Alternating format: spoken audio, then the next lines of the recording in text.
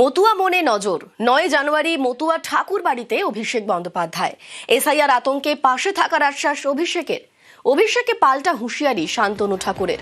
ঠাকুর বাড়িতে পুজো দিতে না দেওয়ার হুঁশিয়ারি। মতুয়াদের যেভাবে ওই নাগরিকত্ব দেখিয়ে আপনারা গাজর দেখিয়েছেন, মতুয়াদের প্রতিনিধি ভারতীয় জনতা পার্টির লোকসভার সাংসদ এবং বিধায়করা বলছে যদি মতুয়ার নাম বাদ যাবে। এ আবার তৃণমূল বলছে না, বিজেপির লোকেরাই বলছে। স্বাভাবিকভাবেই ঠাকুর বাড়িতে যে কেউ আসতে পারে, তাতে কারোর কোনো অবজেকশন নাই, কিন্তু অভিষেক বন্দ্যোপাধ্যায় ঠাকুর বাড়িতে যেভাবে আসে, সেটা ঠাকুর বাড়িতেও একটা ফোর্স দেখাতে আসে, পুলিশ ফোর্স নিয়ে। এভাবে যদি ও এসে থাকে, ওকে পুজো দিতে দেব না আমরা, পরিষ্কার কথা। বা ধিক্কার মিছিল চলবে, হাজার হাজার মতুয়া জমায়েত হবে, ধিক্কার মিছিল চলতে থাকবে।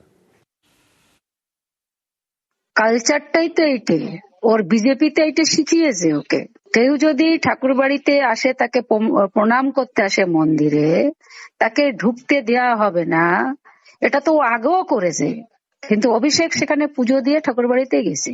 ওর যখন প্রধানমন্ত্রী এসেছিল, স্বরাষ্ট্রমন্ত্রী, তো তখন তো আমরা কেউ বাধা দেইনি, সেটাও তো ঠাকুর বাড়ি ছিল।